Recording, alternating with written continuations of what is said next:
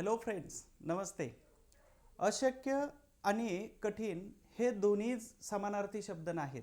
लक्षात येते, अशक्य आणि कठीण हे दोन्हीही समानार्थी शब्द नाहीत. कारण का, तर एकाचं तोंड या बाजूला आणि दुसऱ्याचं तोंड या बाजूला आहे. या दोन्ही लोकांना समानार्थी म्हणजेच एकत्र जर आणायचं असेल तर त्याच्यामध्ये केवळ एक आणि एकच शब्द काम करतो, ते म्हणजे प्रयत्न. अर्थातच अशक्य आणि कठीण ह्या दोन्ही गोष्टींना तुम्ही एकत्र आणण्याची जर ताकद ठेवत असाल तर ते तुमचे प्रयत्न असू शकतात. म्हणून कधी लक्षात ठेवा की आपल्याला जर नवीन रस्ता सापडत नसेल तर स्वतः नवीन रस्ता बनवायचा असतो.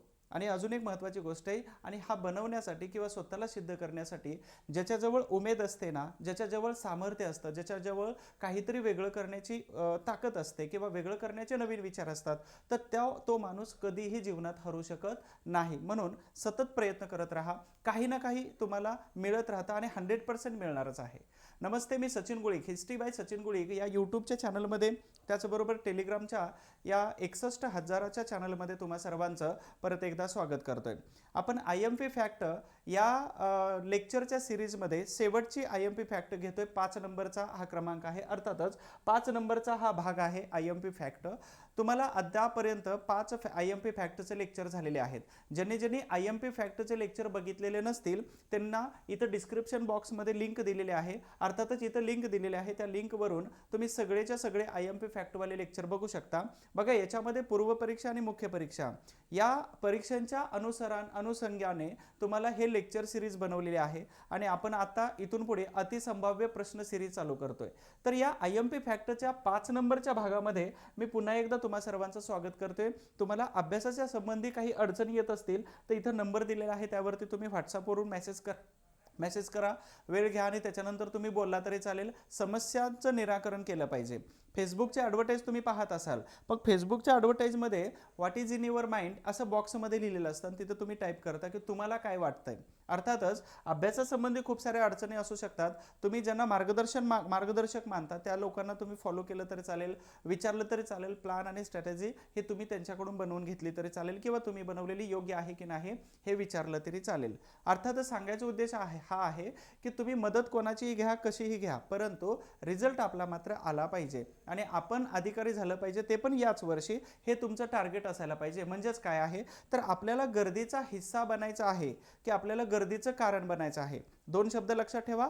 मी शब्दामध्ये तुम्हाला थोडंसं गुरफटून ठेवत नाही किंवा शब्दांचा मी काही जादूगार नाही, परंतु तुम्हाला सांगायचं गमत आहे की आपल्याला गर्दीचा हिस्सा बनायचं आहे की गर्दीचं कारण बनायचं आहे, आणि हे तुम्ही ठरवायचं आहे. आणि नेहमी आपल्या मनात असा विचार असायला पाहिजे की आपल्याला या गर्दीचं कारण बनायचं आहे, आणि ही गर्दी जी जमा झालेली असते XYZ या ठिकाणी, तर ह्या गर्दीचं कारण आपण बनलं पाहिजे. आणि त्या कारणासाठी किंवा कारण बनण्यासाठी आम्ही शिक्षक लोक तुमच्यासाठी सर्वतोपरी मदत करत आहोत, परंतु तुम्ही मात्र तिथं कमी पडता कामा नाहीये. या IMP फॅक्टच्या इतिहासाच्या परीक्षाभिमुख IMP फॅक्टच्या पार्ट नंबर 5 मध्ये पार्ट नंबर 5 मध्ये तुम्हा सर्वांचं मी प्रोफेसर अर्थात असिस्टंट प्रोफेसर, कारण नेट पास झालो ना, आणि PhDचा इंटरव्ह्यू, तर प्राध्यापक सचिन गुळिक तुम्हा सर्वांचं पुन्हा एकदा स्वागत करतोय. या यूट्यूबच्या लेक्चर्समध्ये तुम्हाला IMP इतिहास मिळतो, कंपल्सरी मिळतो, परंतु त्याच्याबरोबर काही अनुभव असतो, जो अभ्यास करताना अनुभव आलेला होता. तुम्ही कोणत्या चुका करायला पाहिजेत आणि कोणत्या चुका करायला नको आहेत हे सुद्धा मी वारंवार सांगत असतो. म्हणून या इतिहासाच्या पाठशाळेमध्ये आणि अनुभवाच्या शाळेमध्ये तुमचं पुन्हा एकदा मी स्वागत करतो. IMP फॅक्टची पहिली जी फॅक्ट येते ती छत्रपती शिवाजी महाराज यांच्याबद्दल येणार आहे. मी त्या दिवशी ॲक्च्युली खूप मोठं लेक्चर रेकॉर्ड केलं, परंतु तांत्रिक कारणास्तव ते झालं नाही. आणि त्याच्यानंतर मी रात्री 9:30-10च्या दरम्यान मी एक 17 मिनिटाचं लेक्चर बनवलं, आणि त्याच्यामध्ये मी काहीतरी एखादी स्टोरी सांगितली, आणि ती स्टोरी तुम्ही खूप छान पद्धतीनं ऐकली आणि त्याला रिस्पॉन्स दिला. त्याबद्दल तुम्हा सर्वांचं पुन्हा एकदा मी आभार व्यक्त करतोय.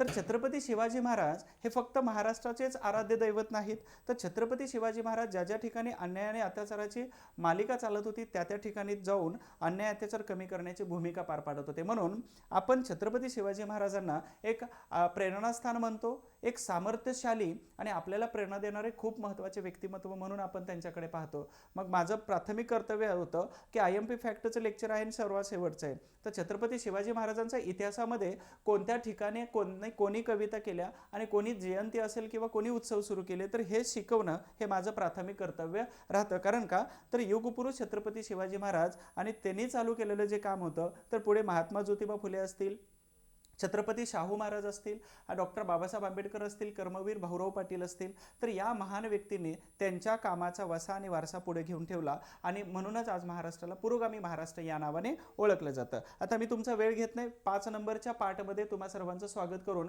मी परत जातो. लेक्चर मात्र शेवटपर्यंत बघा, कारण का, तर तुम्हाला बोर होणार नाही आणि तुम्ही कोणकोणत्या समस्यांना फेस करत असता, तर ह्या सगळ्या समस्या मी लेक्चरच्या माध्यमातून तुमच्यापर्यंत पोहोचवण्याचा आणि तुमच्यापर्यंत घेऊन जाण्याचा पुरेपूर प्रयत्न करत असतो. आता तुमच्या समस्या कोणत्या आहेत, तर या सगळ्या तुमच्या समस्या आहेत, यावरती पण मी तुम्हाला बोलणार आहे. परंतु आता आपण सुरुवात करतोय IMP फॅक्टच्या या लेक्चरमध्ये. पहिली नंबरची फॅक्ट जी येते ते छत्रपती शिवाजी महाराज यांच्यावरती मी घेतलेली आहे. कुठे परीक्षेला प्रश्न येऊ शकतो, परीक्षेला प्रश्न आलेले आहेत यांच्यावरती. तर कोणाला माहित नाही की छत्रपती शिवाजी महाराज आणि यांच्यावरती प्रश्न येऊ शकतात की नाही. आता झालेल्या जस्ट एक गट क च्या मुख्य परीक्षेमध्ये छत्रपती शिवाजी महाराजांचं प्रधानमंत्री मंडळ विचारलं होतं, अर्थात मंत्रिमंडळ विचारलं होतं. म्हणून शिवाजी महाराज हे परीक्षेच्या दृष्टिकोनातून खूप महत्त्वाचे आहेत. त्याच्यापेक्षा आपल्याला प्रेरणा देणं आणि त्याचबरोबर आपल्याला मोटिवेट ठेवणं आणि संघर्षातून मार्ग काढणे, संकटाच्या वेळी न घाबरणे, याच्यासाठी सुद्धा आपण महाराजांचं स्मरण केलं पाहिजे आणि करतोय सातत्याने. कारण का, तर 18 पगड जातींना एकत्र आणण्याची ताकद ही फक्त यांच्याकडेच होती. म्हणजे आपण बघतो की मुघलांच्या एका सेनापतीला गांजा खाऊन आत्महत्या करायला लावणारे संताजी घोरपडे होते. त्याचबरोबर एवढी मोठी तलवार, एवढा मोठा घोडा लांबपर्यंत फिरवणे, हे सगळा तो डायलॉग तुम्हाला सगळ्यांना माहीत आहे. ठीक आहे. तर अशा सगळ्या लोकांना, एवढ्या प्रचंड ताकदीच्या लोकांना एकत्र आणण्याचं काम हे महाराजांनी केलं. मग महाराजांकडे किती ताकद असायला पाहिजे. ओके. तर छत्रपती शिवाजी महाराज यांची पहिल्यांदा जयंती ज्यांनी साजरी केली होती, तर त्याच महात्मा ज्योतिबा फुले यांना आपण अभिवादन नक्कीच करणार आहोत. 11 एप्रिलला मी लेक्चर घेणार आहे. तर पहिल्यांदा जयंती साजरी जर केली असेल कोणी, तर इथं महात्मा ज्योतिबा फुले यांनी केली आहे. आणि नंतर 1895 मध्ये इथं 1893च्या गणेशोत्सवानंतर 1895 मध्ये शिवजयंती सुरू केली. ती महाराष्ट्रातील सर्वात मोठे जहालवादी नेते लोकमान्य टिळक यांनी सुरू केलेली होती. खऱ्या अर्थाने डॉक्टर आंबेडकर म्हणतात की लोकमान्य हा दर्जा आणि लोकमान्य ही पदवी त्यांचे सुपुत्र श्रीधर टिळक यांना दिली पाहिजे, असं लोकमान्य टिळकांच्या बाबतीत डॉक्टर बाबासाहेब आंबेडकर यांचं स्टेटमेंट होतं. ठीक आहे. याचा संदर्भ तुम्ही खूप साऱ्या पुस्तकामध्ये वाचू शकता. तर पहिल्यांदा जयंती महात्मा ज्योतिबा फुले आणि याच्यानंतर दुसऱ्यांदा जयंती इथं लोकमान्य टिळकांनी केलेली होती. कुठं, तर पुण्यामधून सुरू झाली होती. परंतु आपल्याला इथे 1902 पासून 1906 पर्यंत छत्रपती शिवाजी महाराज यांच्या जयंतीचा उत्सव असेल आणि त्याचबरोबर इथं राष्ट्रभक्ती जागी करण्यासाठी, लोकांना एकत्र आणण्यासाठी छत्रपती शिवाजी महाराज यांचं एक प्रेरणादायी प्रतीक म्हणून कसा वापर करण्यात आला होता. एक आपल्याला आत्मबल देणारं आणि त्याचबरोबर ताकद देणारे महाराज कसे, तर याबद्दलचं थोडंसं इथं आपण शिकणार आहोत. तर इथं लक्षात ठेवा, 1905 मध्ये बंगालमध्ये सखाराम गणेश देऊसकर, मी नुकताच त्या दिवशी टेलिग्रामच्या चॅनलवरती प्रश्न टाकला होता आणि त्या प्रश्नामध्ये तुम्ही सगळ्यांनी याचं उत्तर बरोबर दिलेलं होतं. तर बंगाल प्रांतामध्ये सखाराम गणेश देऊसकर यांच्यामुळे इथं बंगालमध्ये पहिल्यांदा शिवजयंती सुरू झाली होती. म्हणून या देऊसकर, सखाराम देऊसकर यांना काय म्हटलं जातं, तर बंगालचे टिळक. लक्षात ठेवा, इथं तुमचा प्रश्न बनतो आणि याबरोबर यांच्या नावाला सुद्धा तुमचा प्रश्न बनू शकतो. तर बंगालचे टिळक म्हणून कोणाला ओळखलं जातं, तर त्याचबरोबर सखाराम गणेश देऊसकर यांना बंगालचे टिळक म्हणून गौरवलं जातं. 1902 मध्ये त्यांनी पहिल्यांदा बंगाल प्रांतामध्ये छत्रपती शिवाजी महाराजांची जयंती साजरी केलेली होती. लक्षात ठेवा, हे बंगालची फाळणी 1905 आहे, परंतु बंगाल प्रांतामध्ये जयंती हित कारण आहे. त्यानंतर 1904 मध्ये अश्विनी कुमार दत्त जे आहेत ते इंडियन नॅशनल काँग्रेसवरती खूप मोठी कडक टीका करतात बघा. तर अश्विनी कुमार दत्त जे आहेत आणि यांनी काय केलं होतं, तर बारिसाल या ठिकाणी 1904 ला शिवाजी उत्सव सुरू केला होता. शिवाजी उत्सव ज्यावेळी सुरू केला होता त्यावेळी लोकमान्य टिळक असतील, बॅरिस्टर मुंजे असतील, त्याचबरोबर दादासाहेब खापर्डे असतील, बिपिनचंद्र पाल असतील, तर या लोकांची भाषणं, या महत्त्वाच्या लोकांची भाषणं त्या बारिसालच्या शिवजयंतीमध्ये ज्याचं उद्घाटन, ज्याचं नेतृत्व अश्विनी कुमार दत्त यांनी केलेलं होतं. तर या भाषणामध्ये, या कार्यक्रमामध्ये या महत्त्वाच्या व्यक्तींची भाषणं खूप मोठ्या प्रमाणामध्ये गाजलेली होती. व्यक्तींचा परत गट आला, व्यक्तीचं नाव आलं, जिल्हा आला आणि 1904चं वर्ष आलं. ठीक आहे. त्यानंतर पुढे जाऊया थोडंसं. 1904 मध्ये ज्यांना नोबेल पारितोषिक साहित्याचा भारतात पहिल्यांदा मिळाला असे रवींद्रनाथ टागोर आहेत. यांनी काय केलं, जयतू शिवाजी नावाची एक कविता लिहिलेली होती. हे जयतू शिवाजी या कवितेच्या नावावरती आयोगाने प्रश्न विचारलेला आहे. भविष्यात प्रश्न विचारण्याची शक्यता नाकारता येत बिलकुल नाही, म्हणून याच्यावर लक्षात ठेवा. त्यानंतर परत एकदा 6 ते 8 जून 1906 ची गोष्ट आहे. बंगालची फाळणी होऊन गेलेली होती आणि हे जे महत्त्वाच्या उत्सव आणि जयंती साजरी केली होती याच्यातून एकच आपल्याला स्पष्ट होतं की छत्रपती शिवाजी महाराज म्हणजे ह्या लोकांचं प्रेरणास्थान झालेले होते. म्हणजे राष्ट्रीय चळवळीमध्ये लोकांना एकत्र आणणे असेल किंवा आत्मबल देणे असेल किंवा त्यांच्यात शक्ती निर्माण करणे असेल आणि टिकवून ठेवणे असेल तर याच्यासाठी छत्रपती शिवाजी महाराज यांच्या जयंतीचं हे कारण आपल्याला शिकता येतं. तर 1906 मध्ये कलकत्त्याला शिवाजी उत्सव साजरा झालेला होता या ठिकाणी. दुसरं, शिवाजी उत्सव हा राष्ट्रीय उत्सव असायला पाहिजे अशी भूमिका त्यावेळी घेण्यात आली आणि त्या भूमिकेमध्ये सर्वात पुढे जर कोण असेल तर मुस्लिम समुदाय होता. म्हणजेच लोकमान्य टिळकांनी ह्या सगळ्यांना एकत्र आणण्यासाठी इथं एक स्टेटमेंट केलेलं होतं. स्टेटमेंट असं होतं की छत्रपती शिवाजी महाराज हे केवळ मुस्लिमांच्या विरोधात नव्हते, तर छत्रपती शिवाजी महाराज यांनी अन्याय आणि अत्याचार करणाऱ्यांच्या विरोधात होते. अर्थातच डॉक्टर आंबेडकर जसे ब्राह्मणांच्या विरोधात नव्हते परंतु ब्राह्मणवादांच्या विरोधात होते, तशाच पद्धतीनं इथं छत्रपती शिवाजी महाराज हे मुस्लिमांच्या विरोधात कधीच नव्हते तर अन्याय आणि अत्याचार करणाऱ्यांच्या विरोधात होते असं लोकमान्य टिळकांनी जेव्हा सांगितलं त्यावेळी इथं मुस्लिम समुदाय मोठ्या संख्येने सहभागी झालेला होता आणि केवळ त्यांच्या सहभागामुळे छत्रपती शिवाजी महाराज यांची जयंती राष्ट्रीय स्तरावरती घेऊन जाण्याचा इथं प्रकार आपल्याला दिसून येतो. म्हणून मला आठवलं की पूर्व परीक्षा आणि मुख्य परीक्षेला इथं प्रश्न विचारला जाऊ शकतो आणि येण्याची शक्यता आपल्याला नाकारता येत नाही आणि म्हणूनच इथं काय केलं जातं तर अशा प्रकारे शिवाजी महाराज यांच्यावरती त्यांचा उत्सव असेल, त्यांचं प्रतीक असेल आणि त्यांची जयंती असेल तर ही कोणी, कधी, कोणत्या वर्षी आणि कोणत्या ठिकाणी साजरी केलेली होती तर यावरती परीक्षेला प्रश्न येऊ शकतो. लेक्चर शेवटपर्यंत बघा, नक्की तुम्हाला आवडणार आहे आणि या लेक्चरमध्ये मात्र तुम्ही न वाचलेल्या गोष्टी मात्र मी इथं देतोय तुम्हाला IMP फॅक्ट, कारण न वाचलेल्या गोष्टीवरती आयोग प्रश्न काढतं. प्रश्न कसे काढतात याची फॅक्ट आणि याचा जो पार्ट असतो तर हा पार्ट मला जवळचा माहिती आहे, त्याच्यामुळे मी तुम्हाला सांगतोय की प्रश्न कुठून कसे येऊ शकतात तर या अनुसारेच प्रश्न येण्याची शक्यता असते, म्हणून माझे ॲज इट इज प्रश्न येतात आयोगाच्या लेवलचे. ठीक आहे, चल तर शेवटपर्यंत बघा. टेलिग्रामचा चॅनल आहे तुमचा सगळ्यांच्या मदतीने 61,000+ या टेलिग्रामवरती तुम्ही सगळेजण आहात. तुम्हा सगळ्यांना ग्रेट सॅल्यूट आहे. त्याचबरोबर हिस्ट्री बाय सचिन गुळी हे ॲप्लिकेशन आहे, डाउनलोड केलं नसेल तर करा. त्यामध्ये क्वेश्चन्स आहेत, PDF आहे, टेस्ट सिरीज आहे, सगळे कोर्सेस वगैरे आहे तुम्हाला दिसून येतील. नंबर आपण 2ची फॅक्ट घेतोय. इथं आहे दीनबंधू फ्री स्कूल, याची स्थापना 1888 मध्ये केलेली होती. तुम्हाला सगळ्यांना माहित आहे की महात्मा ज्योतिबा फुले यांचे जवळचे सहकारी आणि त्याचबरोबर त्यांचे विचारधारेचे सहकारी असणारे, सत्यशोधक विचारधारेचे सहकारी असणारे कृष्णराव भालेकर हे काम करण्यासाठी खूप अग्रेसिव्ह होते. जशा पद्धतीनं केशवराव जेधे आणि दिनकरराव जवळकर यांच्यामध्ये दिनकरराव जवळकर होते, जशा पद्धतीनं चंद्रशेखर आझाद यांच्याबरोबर भगतसिंग पण होते, परंतु पुण्याचे राजगुरू पण होते. पण राजगुरू हे वेगळेच होते, म्हणजे जहालवाद असायचा, अर्थातच हे पटकन कारवाई करायचं, तर या मताचे हे लोक होते. मग याच्यामध्येच कृष्णराव भालेकर जे होते तर याच तडफदार नेतृत्व होतं आणि यांचे भाचे कोण होते, गणपत सखाराम पाटील आणि त्यांचे सहकारी होते सीताराम रघुनाथ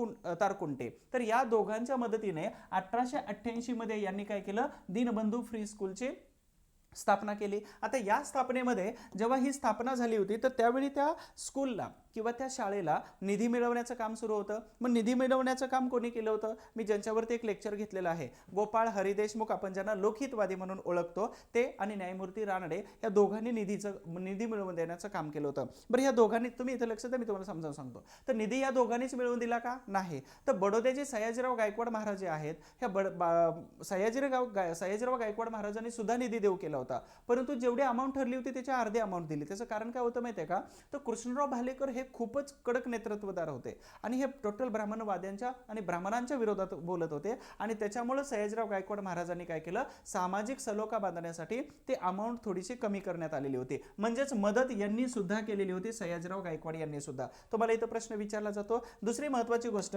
या शाळांची संख्या टोटल महाराष्ट्रामध्ये 500 पेक्षा जास्त झाली होती, परंतु काही कारणास्तव जशा पद्धतीनं 1877 मध्ये हे वर्तमानपत्र इथं सुरू झालं होतं दीनबंधू ऐन दुष्काळामध्ये, आणि त्यांनी बऱ्याच ताकदीने वर्तमानपत्र सुरू केलं, परंतु आर्थिक अडचण असल्यामुळे ते बंद झालं 1880 ला, अर्थात बंद झालं म्हणजे ते मुंबईतून प्रकाशित होऊ लागलं. तशाच पद्धतीनं इथं आर्थिक अडचणीमुळे 1888 नंतरच्या काही कालावधीमध्ये हे कृष्णराव भालेकरांचं हे जे महत्त्वाचे दीनबंधू फ्री स्कूल जे आहे तर ही शाळा काम करणं बंद झालं होतं. केवळ कारण काय होतं?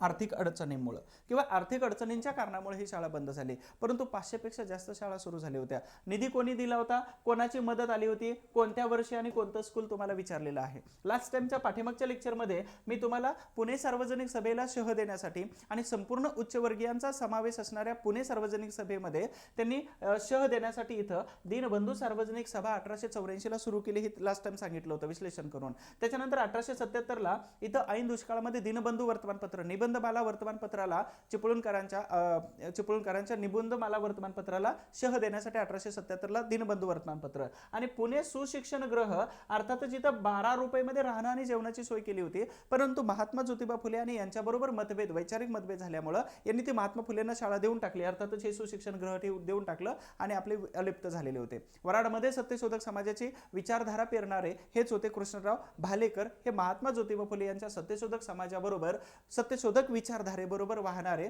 आणि स्वतःला वाहून घेणारे खूप महत्त्वाचे व्यक्ती होते. डायरेक्ट महात्मा ज्योतिबा फुले यांच्यावरती प्रश्न जर नाही आला तर डायरेक्ट प्रश्न येऊ शकतो कुठं? तर कृष्णराव भालेकर यांच्यावरती प्रश्न येऊ शकतो. ठीक आहे. नंबर 2 ची फॅक्ट झाली दीनबंधू फ्री स्कूल 1888, त्याचबरोबर दीनबंधू वर्तमानपत्र 1877, सुशिक्षण ग्रह 1884 आणि दीनबंधू सार्वजनिक सभा ही 1884 आणि इथंही 1888च.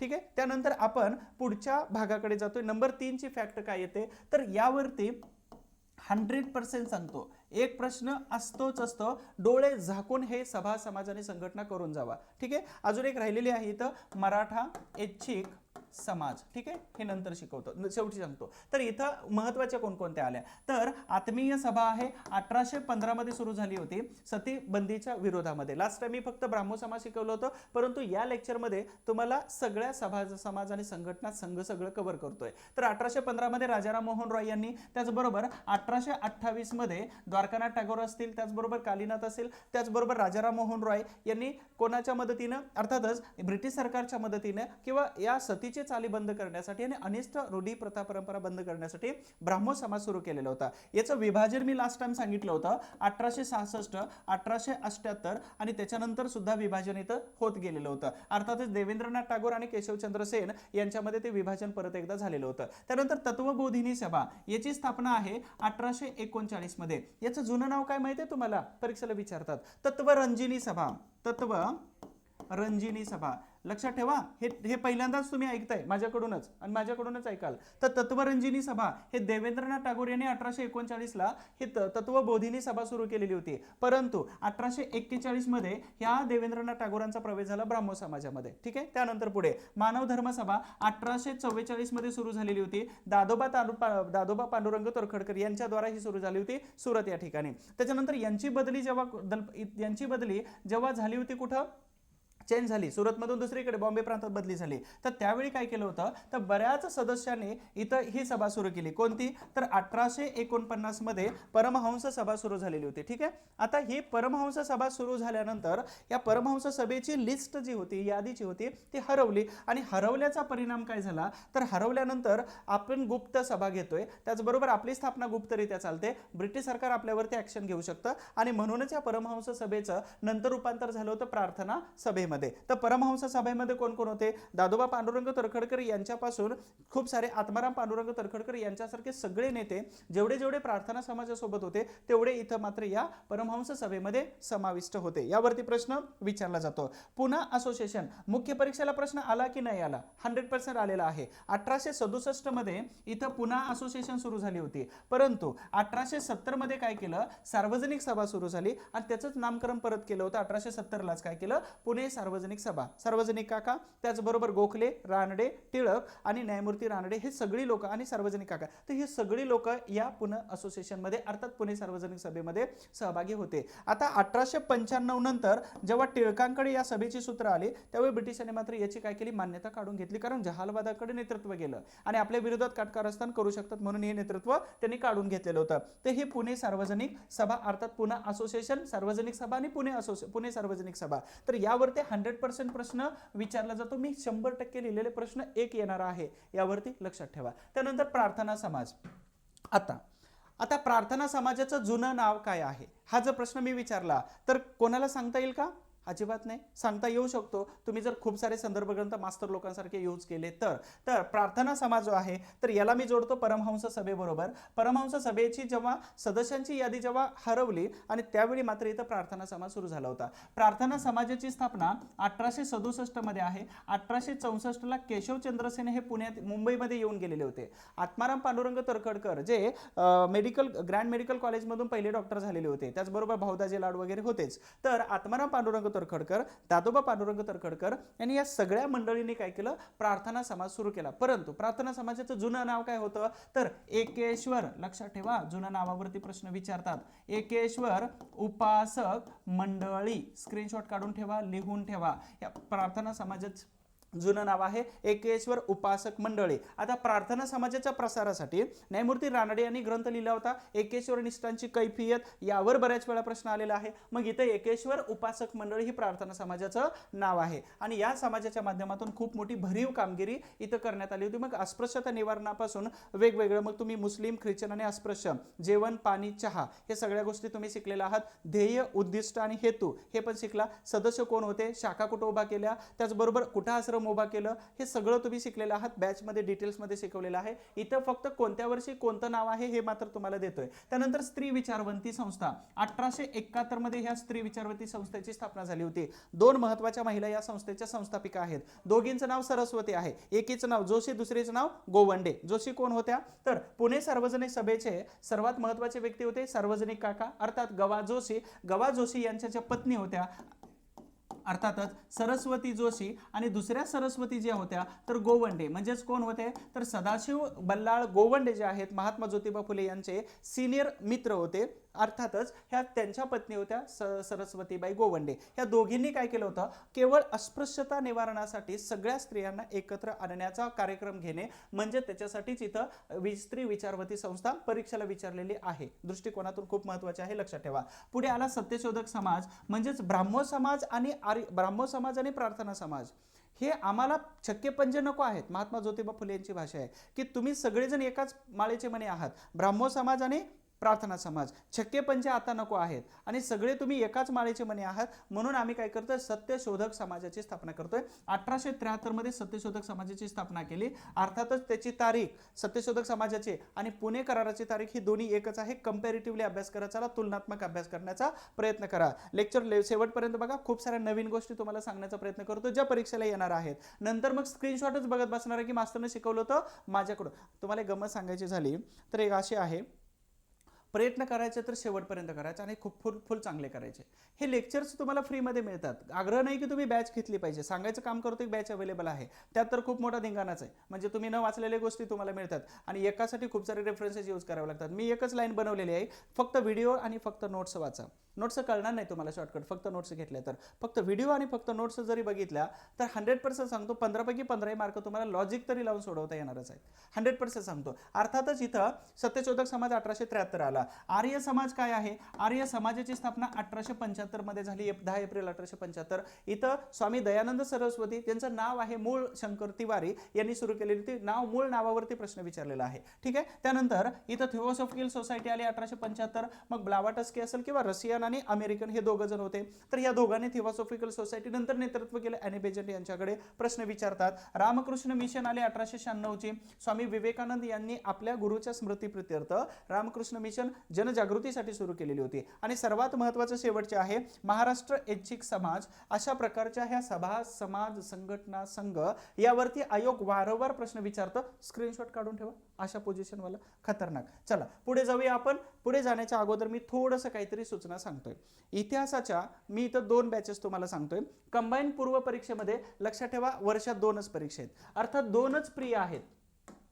मेन्स किती पण असू द्या, पण वर्षात 2च प्री आहेत आणि 2 प्री जर तुम्ही क्रॅक नाही केलं तर डायरेक्ट पुढच्या वर्षी, म्हणजे झेंडा उंचा रहे हमारा डायरेक्ट पुढच्या वर्षीचा आहे. नसेल तर काही लोकांचं मग अलग निरंजन होतं, काही लोकांचं शुभमंगल सावधान, काही लोक अलग निरंजन भगवे घालायचे आणि हिमालयात जायचं, नाही पास झालं, अशा अवस्था काही लोकांची येऊ शकते. सॉरी त्याच्याबद्दल मी माफी मागतोय, परंतु अशा काही लोकांची खूप खतरनाक परिस्थिती आहे की नाही झालं तर काय करणार आपण. आणि अशा परिस्थितीमध्ये तुम्हाला जीव तोडून अभ्यास करायचा आहे. लक्षात ठेवा, पास होणं काहीच अवघड नाही. आता तुम्ही मला मास्टरचे रिझल्ट खूप सारे आहेत, सांगेल कधीतरी पर्सनल. तर इथे म्हणजे सांगायचा उद्देश काय आहे, तर पूर्व परीक्षा पास झाला तर तुम्ही मेन्सला जाणार आहात आणि पूर्व परीक्षेसाठी जशा प्रकारचा डान्स करता येतो, जेवढ्या प्रकारचे प्रयत्न करता येतात, जेवढी आपली बॉडीची पॉवर आहे, जेवढी ब्रेनची पॉवर आहे ना, तेवढी पूर्ण ताकद लावा. म्हणजेच म्हणतात ना, कोणीतरी म्हटलं होतं कसा निवडून येतोय बघूच. अर्थात मला ते स्टेटमेंट कोणाचं आहे वगैरे हे नाही, पण निवडून नाही चाले ते. अर्थात सांगायचा उद्देश काय आहे की कसं पास होत नाही, राग नाही येत का तुम्हाला सगळ्यांना, कसं पास होत नाही बघू, हसच म्हणा ना स्वतःला. अर्थात प्रश्न 2 महिन्यापूर्वीचेच बनतात. आपलं वय 25-30 असतं. 30 वर्षाचे आपण आणि 2 महिन्यापूर्वीचा प्रश्न जर आपल्याला सुटत नसेल तर मग खूपच अवघड असू शकतं. सांगायची गंमत आहे की पास होण्यासाठी जेवढ्या प्रकारचे प्रयोग करता येतील तेवढे सगळे प्रयोग करून बघा. 100% तुमचा रिझल्ट येणार आहे आणि नंतर मग मला मेसेज करा की सर रिझल्ट आलेला आहे. खूप आनंद होतो. ठीक आहे, अशा प्रकारचा. परवा फिजिकल झालं PSI ग्राउंडचं, एकाचा मेसेज आला की सर 92 मार्क्स आले. PSI फिक्स म्हटलं आणि त्यांच्या खाली मी एक लाईन लिहिली होती की तुम्ही तुमचं नाव एडिट करण्याची संधी देता, याच्यासारखं सुख दुसरं कोणतंच नसतं आपल्या मित्र सर्कल किंवा मार्गदर्शकांमध्ये. म्हणून तुमचं नाव एडिट करण्याची समोरच्याला संधी द्या. आणि नाव तसंच असेल ना तर त्या नावाला व्हॅल्यू राहत नाही. एडिट करण्याची संधी त्या डिलीट करून परत लावेल, नसेल तर आपलं नाव एडिट करून तिथं आपली डिग्री लावेल, आपली पोस्ट लावेल. त्याच्यासारखं सुख जगामध्ये दुसरं कोणतंच नाही. इतिहासाची कंबाईंड पूर्व परीक्षेची बॅच आहे, ऑनलाईन बॅच आहे. एक तर हिस्ट्री बाय सचिन गोळी नावाचं ॲप्लिकेशन डाउनलोड करायचे. नाही समजलं काय, या नंबरवरती फोन करायचा. याच्यामध्ये जवळपास 40पेक्षा जास्त व्हिडिओ मी देतो तुम्हाला आणि डाटा तर खूपच मस्त आहे. तो ज्याने घेतली तो सुखासुखी आहे. त्यानंतर समाज सुधारकांची बॅच आहे आणि खूपच IMP आणि इम्पॉर्टंट डाटा, त्याचबरोबर ऑनलाईन बॅच आहे. सगळे समाज सुधारक इथं कव्हर करतोय आणि तुम्ही न वाचलेली माहिती मात्र इथं नक्की तुम्हाला वाचायला मिळते. बॅच घ्यायचे काय करायचे, हे ॲप्लिकेशन डाउनलोड करायचे, तसं दिसतं ॲप्लिकेशन, हे डाउनलोड करायचे. नाही समजलं नंबर दिलेले फोन करा. ठीक आहे, चला पुढे जाऊया आपण. डिस्काउंट आहेत खूप सारे ॲप्लिकेशनमध्ये. तुम्ही पेड कोर्स बघू शकता, डेमो व्हिडिओ दिलेले आहेत ते बघा. फ्री PDF तर लय भारी, हे तर लय भारी. फ्री PDF घेऊन जावा. त्यानंतर टेस्ट सिरीज आहे. 199 मध्ये तुम्हाला 14 पेपर मिळतात. 5 पेपर आहेत सब्जेक्ट वाईज आणि बाकीचे राहिलेले जे 9 पेपर आहेत तर हे कॉम्प्रेस केलेले आहेत. 100 प्रश्नांचे पेपर आहेत, ते पण घ्या. डेली क्वेश्चन आणि आजच्या दिवशी इतिहासाचं सगळं मिळून जातं. अशा प्रकारचे ॲप्लिकेशन तुम्ही डाउनलोड केलं की सगळं मिळून जाईल आणि बाकीच्यांना शेअर करायला विसरू नका. बस झालं. त्यानंतर नंबर 4 ची फॅक्ट कोणती आहे, तर सिंग सभा आहे. सिंग सभा कधीची आहे, अमृतसरमध्ये सुरू झाली होती. अर्थातच शीख धर्माचं शुद्ध पुनर्स्थापना करायची होती. शीख धर्माची, अर्थात शुद्ध शीख धर्माची पुनर्स्थापना करायची होती आणि त्याच्यासाठी अमृतसरमध्ये 1873 पासून ती चळवळ सुरू झाली होती. आणि आजच्या पाकिस्तानमध्ये म्हणजे कराची असेल, लाहोर असेल, तर 1879 मध्ये ही सिंग सभा या ठिकाणी सिंग सभेचं नेतृत्व किंवा शाखा वगैरे ओपन होत होत्या. याचं नेतृत्व ठाकूर सिंग संघवालिया आणि त्याचबरोबर ज्ञान सिंग या दोघांनी या सिंग सभेचं नेतृत्व केलं होतं. उद्देश काय होता, उद्देश हा होता की शुद्ध स्वरूपामध्ये शीख धर्माची पुनर्स्थापना करायची आहे. बरं, एवढ्याच वरती शीख धर्मावरती प्रश्न विचारला जातो का. 1873 आलेले, 1879 आलेले, म्हणजेच भारताच्या स्वातंत्र्यपूर्व काही चळवळी आहेत, जसे मुस्लिम चळवळ आहे, दलित चळवळ आहे, कामगार चळवळ आहे, स्त्रियांची चळवळ आहे, क्रांतिकारी चळवळ. त्याचबरोबर अशा प्रकारची चळवळ असू शकते जी धार्मिक आहे. प्रश्न येऊ शकतो, कधी येतो सांगता येत नाही. बरं, फक्त मी इथं घेतलेले आहे शीख सभा. ठीक आहे, पण याच्यासारख्या खूप साऱ्या सभा आहेत, खूप सारी चळवळ आहेत, खूप सारे आंदोलन आहेत. मग ते पण एक एक बघू आपण. तर इथं असणाऱ्या कोका चळवळ आहे, त्यावरती तुम्हाला आयोगाकडून प्रश्न विचारला जातो. ओके, तर कोका चळवळ आहे. त्याचबरोबर निरंकारी चळवळ येते, निरंकारी चळवळ. त्यानंतर नामधारी चळवळ येते. ठीक आहे, तर अशा प्रकारच्या खूप साऱ्या चळवळी आहेत. यावरती तुम्हाला प्रश्न 100% विचारला जातो आणि या चळवळी सुद्धा परीक्षेच्या दृष्टिकोनातून महत्त्वाच्या आहेत. जशी सिंग सभा मी डिटेल्समध्ये घेतली, तशाच प्रकारे कुका, निरंकारी आणि नामधारी या महत्त्वाच्या शीख धर्माच्या चळवळी आहेत आणि यावरती तुमचा आयोगाचा प्रश्न विचारला जातो. हे मात्र लक्षात ठेवा. त्यानंतर पुढे जाऊया आपण. पुण्याचा पहिला बॉम्ब खटला तुम्ही खूप सारे बॉम्ब खटले वगैरे तुम्ही बघितलेले आहेत, पण पुण्याचा पहिला बॉम्ब खटला हा प्रकार काय आहे. 1942चं छोडो भारत आंदोलन तुम्हाला सगळ्यांना माहिती आहे. यस. तर 1942चं पुण्याचं आंदोलन अर्थात सातारा आणि पुणे या ठिकाणी असणाऱ्या अनेक युवकांच्या मार्फत ह्या आंदोलनाला वेगवेगळ्या प्रकारचं अर्थात बुलेट लाईन्स असेल किंवा वेगवेगळे बॉम्ब असेल किंवा वेगवेगळे खटले सुरू होते. म्हणजेच कट असे रचले जात होते की ब्रिटिश सरकारचं हे जे काही आंदोलन आहे मोडण्याचा प्रयत्न तो आपण अगोदरच मोडून टाकायचा आणि चळवळीला आपण समर्थन द्यायचं. अशा प्रकारचं षडयंत्र पुणे आणि साताऱ्यामध्ये सुरू होतं. परंतु सातारा आणि पुण्यामध्ये धरपकड इंग्रजांनी सुरू केली. पुण्यामध्ये 11 लोकांवरती खटला चालवला गेला. मग 11 लोकांवर ऍक्च्युली मी इथं दुसरा फोटो घेऊ शकलो असतो, पण पुण्याची शान आणि पुण्याची बाण आहे महात्मा फुले यांचा शनिवार वाडा, महात्मा फुले यांचा महात्मा फुले वाडा, आणि त्याच्यामुळे मी महात्मा फुले वाडा घेतलेला आहे पाठीमागं, कारण पुण्याचा खटला आहे ना हा, त्याच्यामुळे. चलो, तर छोडो भारत आंदोलन हे त्याचं कारण होतं. पुण्यामध्ये तुम्हाला सगळ्यांना माहित असेल 3 पेटा आहेत. अर्थात 3 पेटा या पुणे बॉम्ब पहिला खटला आहे याच्या निमित्ताने 3 पेटा चर्चेत येतात. पहिली पेठ सदाशिव पेठ आहे. तुम्हाला सगळ्यांना माहिती आहे, सगळी सदाशिव पेठ म्हणजे तुम्ही सगळेजण त्या ज्या ठिकाणी राहून अभ्यास करता, आम्ही सगळेजण तुम्हाला हे लेक्चर्स देतोय, तर ही सदाशिव पेठ आहे. हे सदाशिव पेठ असेल. दुसरी पेठ कोणती आहे? स्पर्धा परीक्षेसाठी असणारी पहिली सदाशिव पेठ आहे.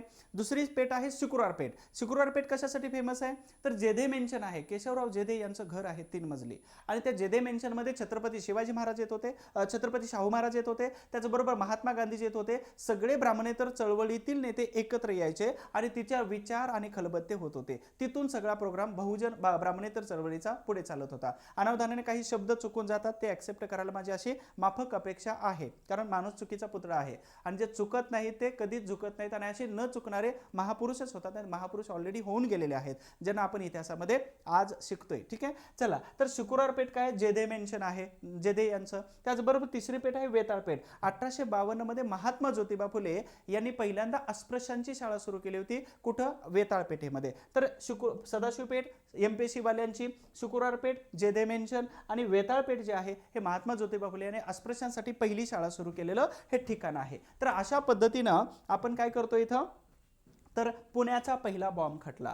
इथं जवळपास 11 लोकांवरती खटला दाखल केला. लक्षात ठेवा, जवळपास 11 लोकांवरती पुण्यामध्ये 1942ला खटला दाखल केला छोडो भारत आंदोलनाच्या दरम्यान. पण गंमत अशी झाली की 7 मे 1943ला ते सगळी लोक निर्दोष सुटले, आणि निर्दोष सुटलेले जे होते ना, तर ही सगळी लोक ह्या खटल्याचा प्लान करत होते. अर्थातच त्यांच्याकडे काही सापडलं नाही म्हणून ते निर्दोष सुटलेले होते. बरं, हे लोकांनी खटल्याचा प्लान किंवा कटाचा प्लान का रचला होता? तर एक महादेवबाई देसाई महात्मा गांधीजींचे खूप जवळचे स्नेही होते, त्याचबरोबर आंदोलक होते. यांचा मृत्यू झाला, यांचं निधन झालं होतं कुठं? आगा खान पॅलेसमध्ये.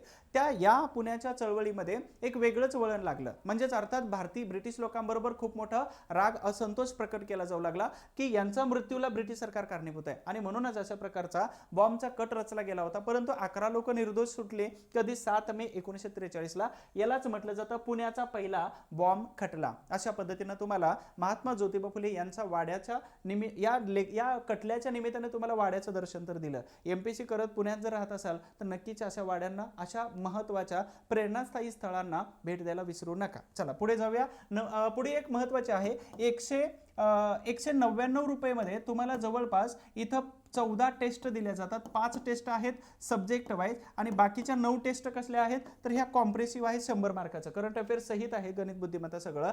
तर या ऍप्लिकेशनमध्ये आपल्याला अवेलेबल आहे हिस्ट्री बाय सचिन गुळी. तिथं पे करा. क्वेश्चन मात्र फक्त ऍप्लिकेशनमध्ये सोडवता येतील. OMR सीट आणि विश्लेषणाचे तुम्ही प्रिंट काढू शकता, स्वतःजवळ ठेवू शकता. तर एवढा अभ्यास झाला असेल, शेवटचा आहे, आणि त्यामध्ये तुम्हाला हा प्रश्नांच्या माध्यमातून ह्या टेस्ट सिरीजमधून खूप सारे प्रश्न अगोदरच्या आयोगाने विचारलेले आहेत, म्हणून तुम्हाला ही टेस्ट सिरीज मी सजेस्ट करेल नक्की. आपल्याच ऍप्लिकेशनमध्ये आहे. लक्षात ठेवा, स्वतःच्या कर्तृत्वावर विश्वास ठेवायला शिका. इतर लोक तुम्हाला फक्त जज करतील, ते कल्पना करू शकतात आपल्याबद्दल. कधी? लक्षात ठेवा, बाकीचे जे लोक आहेत हे आपल्याबद्दल फक्त कल्पना करतील, तर ते कल्पना करतात त्याच्यापेक्षा तुम्ही सत्यात काहीतरी उतरवून दाखवा. म्हणजे त्यांच्या कल्पना ज्या आहेत ना तुमच्याबद्दलच्या निगेटिव्ह, तर त्याला पॉझिटिव्ह मध्ये कसं कन्वर्ट करता येतं हे तुम्ही कर्तृत्वानेच करू शकता. म्हणून स्वतःच्या कर्तृत्वावरती विश्वास ठेवा. कधी कधी म्हटलं जातं, एक महाराष्ट्र भूषण पुरस्कार आता ज्यांना प्राप्त झाला होता, ते खूप सुंदर वाक्य आहे, जोपर्यंत मनगटात बळ आहे तोपर्यंत हाताच्या रेषावरती यायचं नाही. म्हणून जोपर्यंत आपलं हे चालतंय ना तोपर्यंत आपण कमी समजायचं नाही कधीच.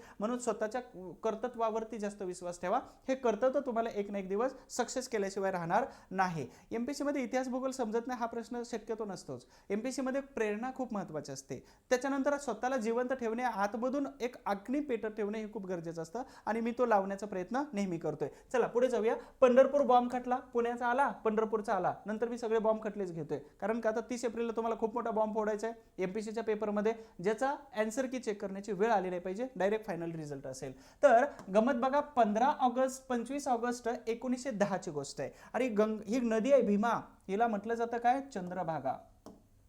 ही भीमा नदी आहे, पंढरपूरचा उल्लेख आलेला आहे, चंद्रभागा ही भीमा नदी आहे. पंढरपूरचा उल्लेख आला म्हणून मी तुम्हाला दाखवलं, थोडंसं भूगोल पण चांगलं होईल.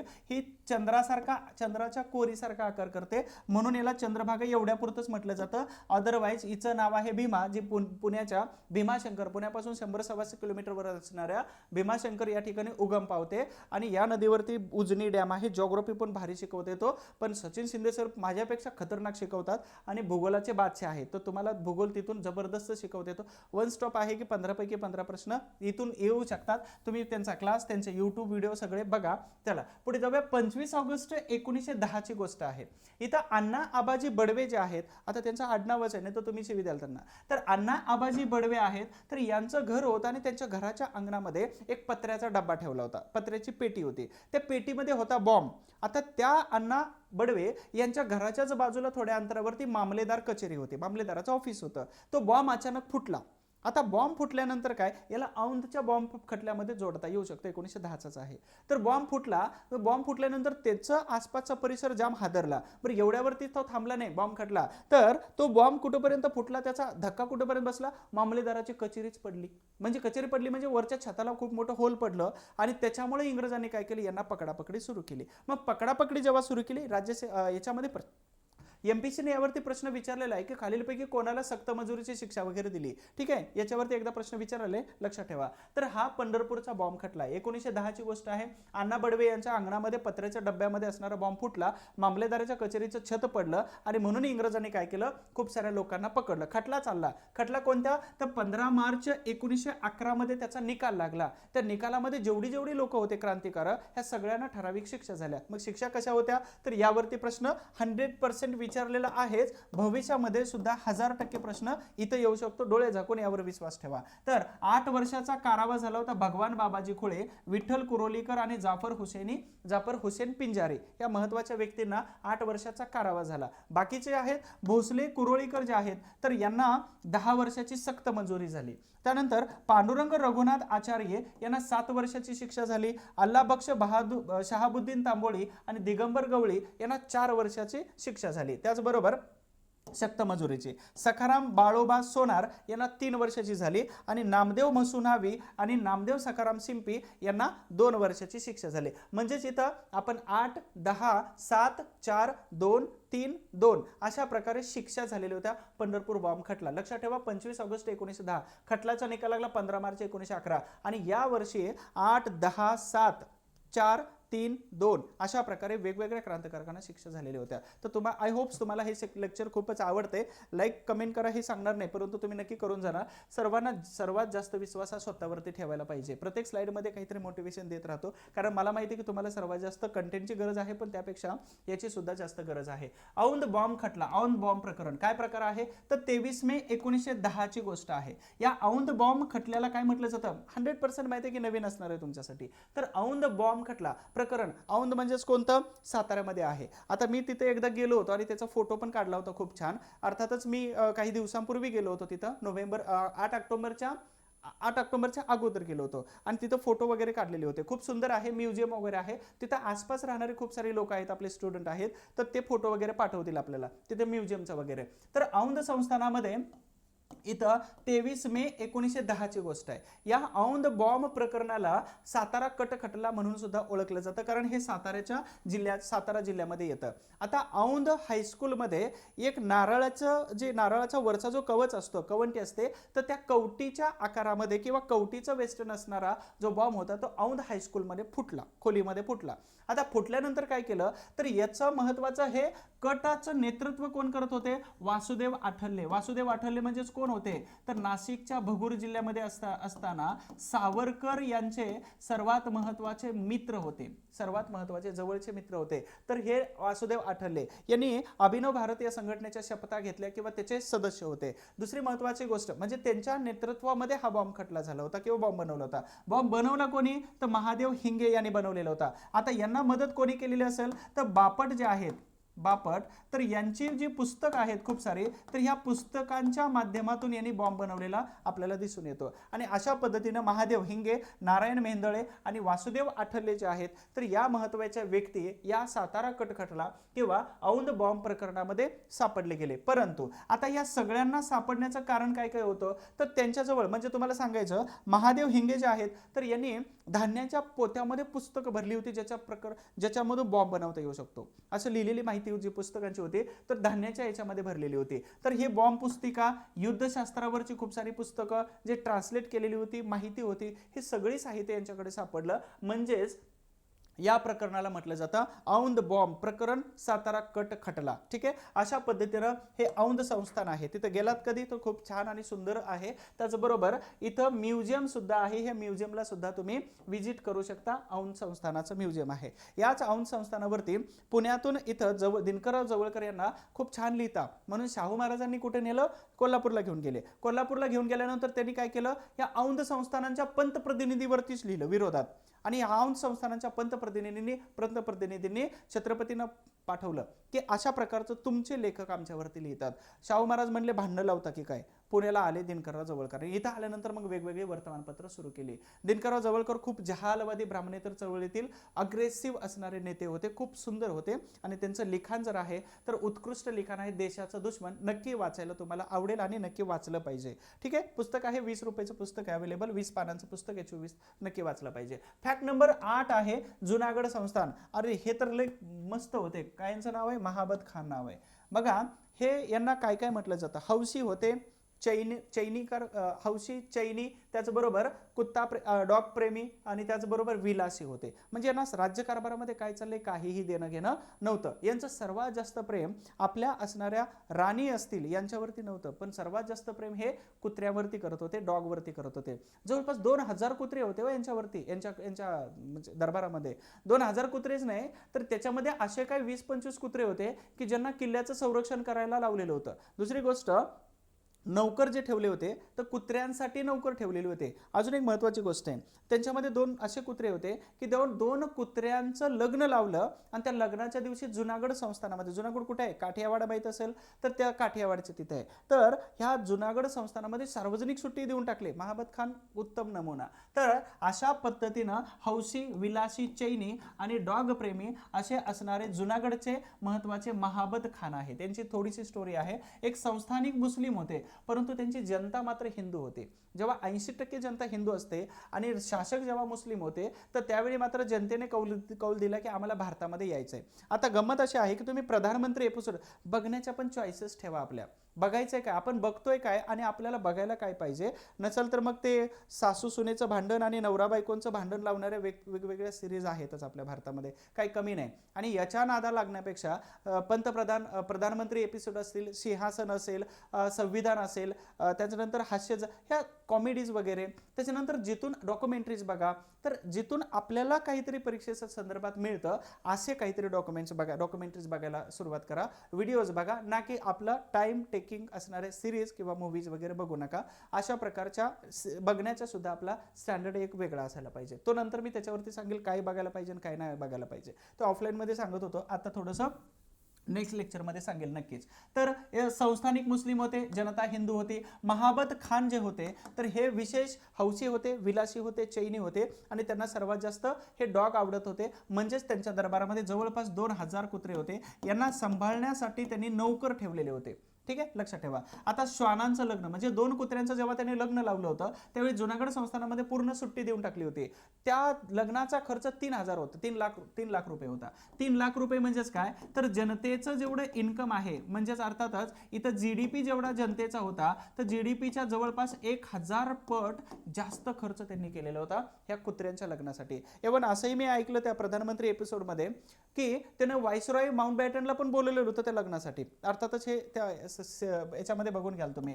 मांडलिक संस्थानं कोणकोणती होती, जुनागडच्याच आतमध्ये असणारी मांडलिक, जुनागडचं मांडलिकत्व स्वीकारणारी संस्थानं म्हणजेच मंगोल आणि बाबरी यार्ड होतं. परंतु गंमत अशी झाली की भारत सरकार डायरेक्ट हस्तक्षेप कसा करणार, जेव्हा जेव्हा भारत सरकारचे मेनन असतील किंवा त्याचबरोबर भारत सरकारकडून पाठवलेले जे औपचारिक अधिकारी जे असतील तर हे सगळे अधिकारी जेव्हा जुनागडला जायचे त्यावेळी मात्र हा नखरे करायचा काय की मी आजारी आहे, आणि त्याचा जो महत्वाचा व्यक्ती असायचा तो सांगायचा की नवाब आजारी आहेत. मग डायरेक्ट ऍक्शनची वेळ आली होती. ऍक्शन करत असताना मंगोल आणि बाबरी यार्ड ह्या दोन्ही महत्वाच्या मांडलिक स्वीकारणाऱ्या संस्थानिकांनी भारत सरकारला सपोर्ट केला की आम्हाला याच्यापासून स्वतंत्र पाहिजे, आणि म्हणूनच भारत सरकारने इथं ऍक्शन प्लॅन बनवला आणि ऍक्शन प्लॅनच्या अंतर्गत जुनागड संस्थान जे आहे तर इथं काय केलं, खारिज करायला सुरुवात केली. त्याच दरम्यान मुंबईत जुनागडचे काळजीवाहू सरकार स्थापन केलं. त्या काळजीवाहू सरकारला इथं काळजीवाहू सरकारचे प्रमुख कोणाला बनवलं, समळदास गांधी. समळदास गांधी हे गांधीजींचे पुतणे होते आणि त्याचबरोबर जुनागडचे रहिवासी होते. तर समळदास गांधी या महत्वाचे व्यक्ती, प्रश्न इथं येऊ शकतो कारण 47च्या अगोदरच्या घटना असतील या, ठीक आहे. त्यानंतर समळदास गांधी यांनी काठियावाडी जनता आघाडी हा पक्ष सुरू केला आणि जनजागृतीसाठी याचा जोरदार उपयोग करायला सुरुवात केली. आता त्या पक्षामध्ये नेते कोण कोण होते, तर बलवंतराय मेहता यांना तुम्ही ओळखता चांगल्या पद्धतीनं, कशात, पंचायत राजमध्ये. आणि दुसरे रसिकभाई पारेख होते, यांना गांधीजींच्या अनेक चळवळीमध्ये आपण वाचलेला आहे किंवा समावेश तिथं बघितलेला आहे. तर 9 नोव्हेंबर 1947 मध्ये जुनागड संस्थान जे आहे तर हे भारतामध्ये विलीन करण्यात आलं. जेव्हा विलीन करण्याची प्रोसेस सुरू होती त्यावेळी हे महाबत खान जे होते तर महाबत खानाने पैसे, त्याचबरोबर सगळं दागदागिने, त्याचबरोबर सगळी संपत्ती विमानामध्ये भरली, त्याचबरोबर त्यांनी कुत्रे सगळे विमानामध्ये भरले. परंतु त्यांनी आपला एक मुलगा आणि त्याचबरोबर आपली एक राणी ही त्या नादामध्ये भारतातच सोडून गेलेले होते. भारताने ते नंतर सन्मानाने त्यांना परत पाठवलं.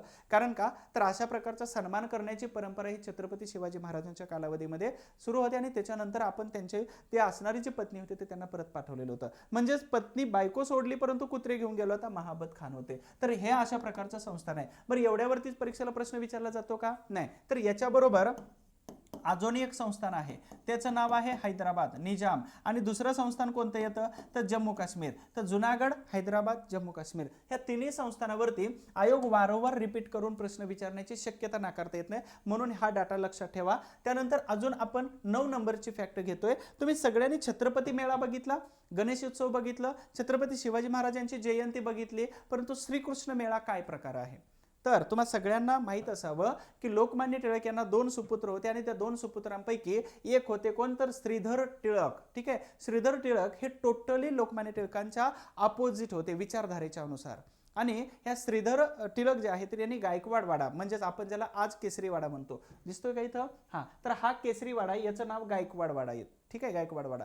तर या गायकवाड वाड्यामध्ये काय केलं, सार्वजनिक गणपती जेव्हापासून सुरू केलेला होता तर या ठिकाणी सार्वजनिक गणपतीच्या निमित्ताने या टिळकांनी काय केलं, श्रीधर टिळक जे आहेत हे, तर या श्रीधर पंतांनी काय केलं तर वाड्यातील गणपतीच्या समोर पांडुरंग राजाभोज, पांडुरंग म्हणजे पांडोबा राजाभोज, तर यांच्या मार्फत म्हणजे यांचा जो श्रीकृष्ण मेळा जो आहे, आता पांडुरंग राजभोज म्हणजे अस्पृश्य व्यक्ती होते आणि श्रीधरपंत टिळक जे आहेत हे डॉक्टर बाबासाहेब आंबेडकर यांच्या विचाराने खूप प्रभावित झाले होते. कदाचित 1924 मध्ये त्यांनी जे 2-3 पत्र लिहिले होते त्या 2-3 पत्रांपैकी एक पत्र डॉक्टर बाबासाहेब आंबेडकरांना लिहिलं होतं. मी नंतर याचा उल्लेख मात्र पुढच्या लेक्चरमध्ये करतो, मुद्दाम प्रश्न टाकून, कारण प्रश्न येऊ शकतो अशा पत्रावरती किंवा अशा व्यक्तीवरती. तर यांनी पत्र जे लिहिलं होतं एक कलेक्टरला लिहिलं आणि दुसरं जे पत्र लिहिलं होतं हे डॉक्टर बाबासाहेब आंबेडकरांना लिहिलं होतं. लक्षात ठेवा, गायकवाड वाड्यामध्ये जेव्हा गणपती उत्सव सुरू होता त्यावेळी पांडुरंग अर्थात पांडोबा राजाभोज ह्या अस्पृश्य व्यक्तीनं जेव्हा श्रीकृष्ण मेळा घडवून आणलेला होता तर त्यावेळी मात्र सनातनी लोकांनी प्रचंड विरोध केला. कोणाला, यांना विरोध केला. ऍक्च्युली मानसिक ताणामुळे त्यांनी शिवाजीनगरच्या रेल्वे स्टेशनवरून अर्थात पुलावरून उडी मारून आत्महत्या केली होती. ही एक बॅड न्यूज होती एक वेगळ्या चळवळीमध्ये असणाऱ्या महत्त्वाच्या व्यक्तीचा मृत्यू अशा पद्धतीने व्हावा, एक बॅड न्यूज होती. तर श्रीकृष्ण मेळा घडवून आणला म्हणजे सनातनी लोकांनी विरोध केला. केसरीवाड्याला पोलिसांचं खूप मोठं पथक तिथं जमवलं. कारण का, तर इथं दंगल किंवा वाद होऊ शकतो. आणि अशा परिस्थितीमध्ये इथं श्रीधरपंत टिळक असतील, त्याचबरोबर प्रबोधनकार ठाकरे असतील, त्यांच्यावरती मी लास्ट टाइम प्रश्न घेतलेला आहे, लक्षात ठेवा. तर प्रबोधनकार ठाकरे या दोघांनी काय केलं, श्रीकृष्ण मेळा आतमध्ये येण्यास प्रयत्न केले आणि तो सक्सेसफुली आतमध्ये आलेला होता. म्हणजेच हाच आहे श्रीकृष्ण मेळा. अर्थात तुम्ही गणपती उत्सव सुरू करता, त्याचबरोबर शिवजयंती करता, त्याचबरोबर छत्रपती मेळा घेता, त्याचबरोबर श्रीकृष्ण मेळा अस्पृश्यांना आतमध्ये आणल्यानंतर काय फरक पडतो, म्हणून यांनी सुरू घेतलेला ही एक पायंडा मोडला होता, जो सनातनी लोकांच्या भावना खूप दुखावलेल्या दिसून येतात. तर मूर्तीला पिंजऱ्यात ठेवला. आता मूर्तीला पिंजऱ्यात कोणी ठेवलं, सनातनी लोकांनी. काय होतं विशेष, तर यांनी अस्पृश्य लोक आतमध्ये आले म्हणजे गणपतीला ते शिवतील आणि गणपतीसाठी शिवल्यानंतर अस्पृश्यता म्हणजे ते बाटेल देव, आणि म्हणून सनातनी लोकांनी त्या मूर्तीला पिंजऱ्यामध्ये ठेवलं होतं. ठीक आहे. आता हे बाटणं, सावलीचा विटाळ होणं, ह्या संकल्पना जर बघायच्या असतील तर जब्बार पटेल यांचा एक मूव्ही आहे, मी लास्ट टाइम पण सांगितलं होतं, तो दूरदर्शनवरती पहिला येत होता, आता यूट्यूबला अवेलेबल आहे. जब्बार पटेल यांचा डॉक्टर बाबासाहेब आंबेडकर नावाचा एक मूव्ही आहे, तो नक्की बघा की अस्पृश्यता काय होती आणि डॉक्टर आंबेडकरांनी एवढा मोठा संघर्ष 20 पासून 56 पर्यंत का केला होता आणि जगातील सर्वात मोठी क्रांती त्यांनी का घडवून आणली होती आणि ती क्रांती करण्यापाठी मग कोणाचे क्रांतिकारी विचार होते आणि एवढा मोठा संघर्ष का होता. कारण का, तर तुम्ही थुंकू शकत नाही रस्त्यावरती, विश्लेषण करतो, तुम्ही थुंकू शकत नाही म्हणून गळ्यामध्ये तुम्ही मडकं बांधायचं, मडक्यातच थुंकायचं. तुमच्या पावलाचे ठसे सुद्धा आम्हाला विटाळ करतात म्हणून कंबरेला खराटा बांधायचा आणि त्या खराट्याने उठलेली पावलं मुजली जात होती. दुसरी महत्त्वाची गोष्ट की तुम्ही भर दुपारीच 12 वाजता निघायचं. त्याचं कारण होतं की सूर्य डोक्याच्या वरती असतो आणि सावली आपल्या पायात पडते, म्हणजे सावलीचाही विटाळ होत होता. एवढी माणसाकडून दिली जाणारी ही खूपच विचित्र वागणूक होती. आणि म्हणूनच या काल एक बूट बघितला, कुठेतरी बुटाचं काम चालू होतं आणि त्या बुटाच्या खाली लाईन लिहिली होती की हाच तो बूट आहे की ज्या बुटाच्या खाली अर्थातच याच व्यक्तीनं जाती व्यवस्था याच्यावरती खूप मोठे घाणाचे घातले होते आणि त्याच्यामुळे ही समाजातली जाती व्यवस्था नष्ट होण्यास मदत झालेली होती. अर्थातच दुपारी 12 वाजता काठी घेऊन निघायचं आणि काठी आपटत जायचं. कारण काय होतं, तर अस्पृश्य इथून एक दलित व्यक्ती, अस्पृश्य व्यक्ती जातोय आणि आवाज करतोय, अर्थातच बाकीच्या लोकांनी त्या रस्त्याने यायचं नाही. हे वर्णन का करतोय मी, तर जब्बार पटेल यांचा मूवी मी सांगितलं, तुम्ही बघणार नाही पण त्यातला काही पार्ट बघण्याचा प्रयत्न तर करा. यूट्यूबला खूप सारे व्हिडिओ फ्रीमध्ये अवेलेबल आहेतच. चला, मूर्तीला कोंडून ठेवलं. लोकहितवादी जे आहेत गोपाळ हरी देशमुख, तर ह्या गोपाळ हरी देशमुख यांनी काय केलं, गायकवाड वाड्यावरती अस्पृश्य मेळ्याची लोकहितवादी नावाच्या वर्तमानपत्रामध्ये इथं लोकहितवादी नावाच्या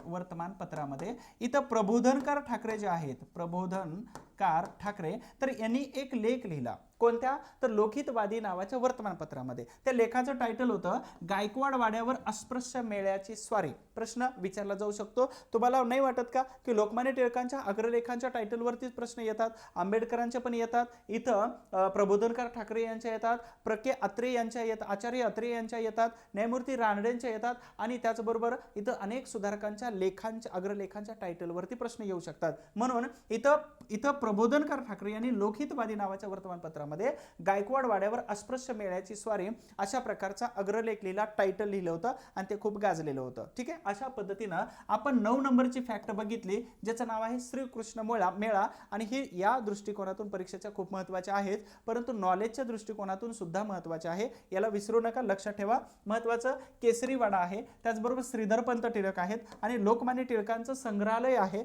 नारायण पेठेच्या केसरीवाड्यामध्ये. तुम्ही नक्कीच या संग्रहालयाला व्हिजिट केली असेल, नसेल तर करा. पुढे जाऊया आपण. बंगालची फाळणी तुम्हाला सगळ्यांना माहित आहे. अँड्रू फ्रेजर अर्थात फ्रेजर यांच्या शिफारशीनंतर लॉर्ड कर्झन यांनी बंगालच्या फाळणीचा घाट घातला. कारण काय दिलं होतं, प्रशासकीय कारण. आणि त्याचबरोबर वंगभंग चळवळ असेल जी 3 पासून सुरू झालेली होती, त्याचबरोबर अनुशीलन समिती, त्याचबरोबर स्वदेशी चळवळ, चतुसूत्री कार्यक्रम लोकमान्य टिळकांनी आणि त्याला प्रेरणा देण्याची छत्रपती शिवाजी महाराज यांची जयंती आणि उत्सव, त्याचबरोबर बंगालमध्ये कालीमाता उत्सव सुद्धा सुरू झालेला होता.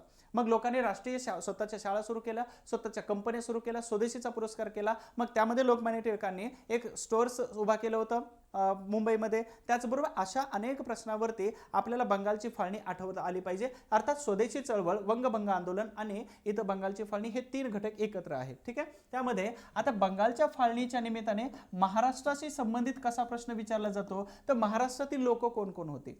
मग इथं तुम्हाला प्रश्न विचारतात, स्वदेशी चळवळीत मुंबईतील पुढारी कोण होते, अर्थात बॉम्बे प्रांतातील पुढारी कोण होते. लोकमान्य टिळक यांना पुणे आणि बॉम्बे प्रांतातून होते. शिवराम परांजपे, डॉक्टर शिवराम परांजपे, त्याचबरोबर विष्णू गोविंद विजापूरकर, सौ केतकर, महादेव राजाराम बोडस आणि सौ अ.वी. जोशी या महत्वाच्या व्यक्ती मुंबई आणि त्याचबरोबर बॉम्बे प्रांतातून नेतृत्व करत होत्या, अर्थात बंगालच्या स्वदेशी किंवा वंगभंग आंदोलनामध्ये. त्याचबरोबर इतर अजून कोण कोण होते, तर मुंबई आणि पुण्यातून टिळक होते. दिल्लीमधून सय्यद हैदर रजा यांनी स्वदेशी चळवळीचा खूप मोठा प्रसार केला. मद्रासमधून चिदंबरम पिल्लई यांनी मात्र स्वदेशी चळवळ इथं जिवंत ठेवण्याचं काम केलं. आणि पंजाबमध्ये लाला लजपत राय आणि अजित सिंग या दोन महत्वाच्या व्यक्तीने वेगवेगळी वर्तमानपत्र असेल किंवा इंग्रज सरकारच्या विरोधामध्ये एवढं मोठं एक जन आंदोलन सुरू करण्यास यांनी प्रेरणा दिलेली होती. अर्थातच बॉम्बे प्रांतातून आणि इतर प्रांतातून हे महत्वाची लोक स्वदेशी चळवळ त्याचबरोबर वंगभंग आणि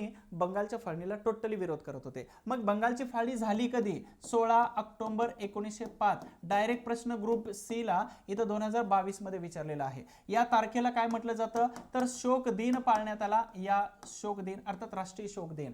रवींद्रनाथ टागोर यांच्यानुसार जैतू शिवाजी नावाची कविता लिहिली. त्याचबरोबर इथं शोक दिन म्हणजेच काय होतं, तर चूल पेटवायची नाही. बंगालच्या आंदोलनादरम्यान तुम्ही गंगा स्नान करायचं आणि राखी बांधायची ही संकल्पना इथं होती रवींद्रनाथ टागोरांची. तर बंगालच्या फाळणीवरती अशा प्रकारचे तुम्हाला प्रश्न विचारले जाऊ शकतात. आपण फॅक्ट नंबर 5 मध्ये तुम्हाला 10 फॅक्ट खूप नवीन होत्या आणि नवीन असल्या कारणाने तुम्हाला समजल्या होत्या आणि तुम्हाला समजल्या म्हणजेच तुम्ही नक्कीच परीक्षेमध्ये ह्या उतरवणार आहात. प्रश्न आला तर याच्या बाहेर जाणार नाही, अशा प्रकारचे हे फॅक्ट संपवण्याचा मी प्रयत्न केलेला आहे.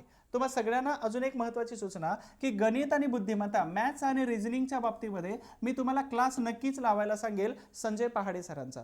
खूप सुंदर शिकवतात आणि सगळे कंटेंट कव्हर करतात. नवीन नवीन ट्रिक्स असतात आणि तुम्हाला खूप चांगल्या पद्धतीने तिनं गणितामध्ये पैकीच्या पैकी मार्क यायला मदत होते. दुसरे आमचे सहकारी आहेत सचिन शिंदे सर, जिओग्राफीचे मॅप नकाशांचे बादशाह म्हणून आपण त्यांना. नकाशाच्या माध्यमातून अगदी नकाशाचं महत्त्व किती असते सांगतो. तुम्हाला सगळ्यांना एक होमवर्क देतो की इंडियाचा नकाशा 10 वेळा आणि महाराष्ट्राचा नकाशा 10 वेळा बघून न बघून काढा, दिवसातून 10 वेळा, 2-3 दिवस करा. जिंदगीत परत नकाशा काढण्याची वेळ तुमच्यावरती येणार नाही. त्याची एक गंमत सांगतो तुम्हाला. जेव्हा मी दिल्लीमध्ये 2012 पासून क्लास करत होतो खान स्टडी ग्रुपला, लक्षात ठेवा खान स्टडी ग्रुप KSG ला क्लास करत असताना दिल्ली युनिव्हर्सिटीचे डॉक्टर राणा मला शिकवायला यायचे आम्हाला, ठीक आहे, आमच्या क्लासवरती. आणि ते येत जे होते ना तर ते फक्त आणि फक्त पेनच घेऊन यायचे खिशामध्ये वरून ऑफिसमधून, हातात काहीच नसायचं. ते आले आम्हाला ब्लँक जे बुक दिले होते तर त्याच्यामध्ये मॅप काढायला सांगायचे. आणि आमचे मॅप एवढे तोंडपार झाले होते की डोळे झाकून तो देश कोणता असेल किंवा कोणत्या देशावरती बोर्ड ठेवलेला आहे तो हे आम्ही सांगत होतो. नकाशांचं महत्त्व डॉक्टर राणाने त्यावेळी सांगितलं होतं. म्हणून अभ्यास जर कसा करायचा असेल जिओग्राफीचा तर नकाशांच्या माध्यमातून करा. आणि नकाशा कोणाचा परफेक्ट असेल तर सचिन शिंदे सरांचा नकाशा आहे. मॅथ्ससाठी संजय पहाडे सर, मोबाईल नंबर दिलेला आहे. भूगोलासाठी मी सचिन शिंदे सर तुम्हाला रेफर करेल. दोघांचे क्लास ॲप्लिकेशनमध्ये अवेलेबल आहेत. फोन करा, माहिती घ्या आणि तिथून तुम्ही क्लास लावला तरी चालेल. तुमच्या समस्या कोणकोणत्या आहेत मी याच्यावरती थोडंसं बोलतोय कारण ही कॉमन गोष्ट आहे आणि याच्यावरती शक्यतो कोणी बोलत नाही. प्रत्येक जण आपला कंटेंट आणि आपले प्रश्न आणि त्याचबरोबर आपली माहिती विकायला बसलेला आहे. अर्थात तुम्हाला स्वप्नामध्ये उडवलं जाते, पण समस्यावरती पण कोणीतरी बोलायला पाहिजे आणि ते स्ट्रॉंगली बोलायला पाहिजे. तुम्हाला समजून तर घेतलं पाहिजे. या विषयावरती अभ्यास करत होतो त्यामुळे ह्या समस्या पण जाणवत होत्या, ठीक आहे. आणि म्हणून 100% मला असं रिअलाइज होतंय की तुम्ही पण या फेजमधून जाताय, म्हणून काढण्याचा थोडासा प्रयत्न करतोय. समस्या कोणत्या असू शकतात, तर नैराश्य येतं. कारण का, तर आपण नेहमी कमीत कमी कित्येक परीक्षांमध्ये रिझल्ट फेल येतोय. आलंच पाहिजे, येतंय थोडंसं, परंतु याचा राग पण आला पाहिजे आणि ह्या रागाचा परिणाम म्हणजेच काय असतं तर तुमचं सक्सेस असू शकतं, ठीक आहे, सक्सेस असू शकतं. म्हणूनच नैराश्यग्रस्त होण्यापेक्षा त्याच्यावर मात कशी करता येऊ शकते याचा विचार करा, नक्कीच तुमचं यश असू शकतं. दुसरी गोष्ट आहे वाचू न वाटणं. का वाचू न वाटणं म्हणजेच काय, तर एक तर असं असतं की खूप सारं वाचलेलं असतं किंवा वाचू न वाटणे म्हणजेच काय, तर नैराश्य आलेलं असतं आणि त्याच्यामुळे आपल्याला वाटत नाही. पण न वाचून काय करणार आहे, याच्या पुढे काय ऑप्शन आहे का दुसरा, म्हणजेच तुम्ही जिथं हे सोडून दुसरं जर काय करणार असाल तर त्याची सुरुवात शून्यापासून असणार आहे. याच्यामध्ये जवळपास तुम्ही 99% पर्यंत पोहोचलेला असता. थोडेसे प्रयत्न करा, पोस्ट मिळू शकते. म्हणून तुमच्याकडे दुसरा काय ऑप्शन आहे का, काहीच नाही. यूट्यूबचे लेक्चर बघा, नसेल तर मग इथं वाचल्याशिवाय तुम्हाला दुसरा ऑप्शन कोणीही नाही. म्हणजेच प्रयत्न करत राहा, सतत वाचत राहा, नवीन टॉपिक चेंज करा, नवीन काहीतरी वाचण्याचा प्रयत्न करा. 100% सांगतो सक्सेस तुम्हाला आल्याशिवाय राहणार नाही. सतत अपयश येणं याची पण काही कारणं असू शकतात. 2 कारणं आहेत याची. एक आहे की आपला प्लान व्यवस्थित नसतो आणि आपली अभ्यासाची स्ट्रॅटेजी व्यवस्थित नसते. रेग्युलर आणि ट्रॅडिशनल स्ट्रॅटेजी आणि प्लान असेल तर रिझल्ट येणार नाही, त्याच्यामध्ये चेंज करायला पाहिजे. कारण का तर पास होणारे जे असतात हे काही वेगळं करत नाहीत, फक्त ते वेगळेपणाने प्रत्येक गोष्ट करतात. आणि अजून एक सर्वात महत्त्वाची गोष्ट आहे की तुम्ही पुस्तकाचे बादशाह असू शकता, परंतु तुमच्याकडे मॅच्युरिटी पण तेवढीच असायला पाहिजे, हे पण लक्षात ठेवा. आणि मॅच्युरिटी ही तुम्हाला चांगला अधिकारी बनवते. अर्थातच ही मॅच्युरिटी तुम्ही डेव्हलप करा स्वतःमध्ये, वेगळं काय करण्याची गरज नाही. तर प्लान आणि स्ट्रॅटेजी ही जर व्यवस्थित असेल तर सततचं अपयश याच्यावरती आपण मात करू शकतो. त्याचा विचार नका करू, पुढची परीक्षा आहे आणि त्या परीक्षेमध्ये आपल्याला कसं आपल्याला पास व्हायचं याचा विचार करा. आर्थिक परिस्थिती खूपच कमजोर असते. मला सांगा, आर्थिक परिस्थिती कोणाची चांगली आहे? म्हणजे चांगली नाही कोणाची. इव्हन मी तुम्हाला शिकवतोय माझीही नव्हती. म्हणजे मी पेपर टाकायचं काम करत होतो पुण्यामध्ये, की ज्या एरियामध्ये तुम्ही डायमंड हॉटेलला कधी गेलात कोरेगाव पार्कच्या, तर तिथे सकाळी 8 वाजता एक मामा बसतात, त्यांना माझं नाव सांगा फक्त, त्यांच्याकडे मी पेपर टाकायचो. अर्थात सांगायचा उद्देश काय आहे की हे शून्यातूनचा प्रवास होता आणि हा इथपर्यंत. तुम्हाला शिकवणारे शिक्षक असतील, तुम्हाला मार्गदर्शन करणारे व्यक्ती असतील, तुमच्यापेक्षा सिनियर असेल, कोणाची परिस्थिती क्लास 1 नसते. तोंडात सोन्याचा किंवा चांदीचा चमचा घेऊन येणारे खूप कमी लोक असतात आणि त्या कमी लोकांना सक्सेस मिळतो तो भाग वेगळा असतो, कारण सगळ्या फॅसिलिटी असतात. परंतु शून्यातून जेव्हा आपण खूप मोठा प्रवास सुरू करतो ना, तर त्यावेळी वेगळीच ताकद असते आपल्यामध्ये आणि आपल्याला खूप परिस्थितीचा राग असतो. लक्षात ठेवा कधी पण की गरीब म्हणून जन्माला आलो हे आपला दोष नाही, परंतु गरीब म्हणून जर तुम्ही मेलात ना, तर हा सर्वात मोठा तुमचा दोष असेल. म्हणजे अधिकारी म्हणून आपण आईवडिलांच्या पोटी जन्माला आलो नाही, आणि अर्थात आलो असतो तर कदाचित नशीबवान असता तुम्ही सगळेजण. परंतु अधिकारी होऊन जर तुम्ही एक्सपायर झाला, निधन झालं आणि नाही झालं शेवटपर्यंत, तर सर्वात दोषित तुम्ही असाल. म्हणून स्वतःची जेवढी ताकद असते ना, ती सगळी ताकद लावा. ठीक आहे. इथं तुम्हाला लोकेशन पण सांगितलं, खोटं नाही बोलत आहे. तिथे गेलात ना कधी डायमंड हॉटेलच्या समोर मामा असतात सकाळी 8 वाजेपर्यंत, त्यांना विचारा मी पेपर टाकलं होतं की. चला, तर शून्यापासून निर्माण केले, तुम्ही करा. तर सगळंच येते असं वाटतंय आपल्याला. म्हणजे जे वाचलं ते वाचलेलंच आहे असं वाटतंय. असं काही नसतं. या भ्रमामध्ये खूप सारे गेले, 12च्या भावात गेले, असं काहीच नसतं. तर आपल्याला सगळंच येत नाही, काहीच येत नाही, म्हणून परत एकदा वाचायला सुरुवात करा, रिव्हिजन करायला सुरुवात करा वारंवार. 100% सांगतो, परत अशी एक वेळ येणार आहे की सगळे प्रश्न तुम्हाला ऑटोमॅटिक सुटणार आहेत. नंतर आहे वाचलेले न समजणे. समजून घ्या कोणाकडून तरी, सिनियरकडून समजून घ्या, किंवा शिक्षक लोकांचे नंबर्स अवेलेबल आहेत, तुम्हाला सगळे मिळतात, त्यांना प्रत्येकाला फोन करा.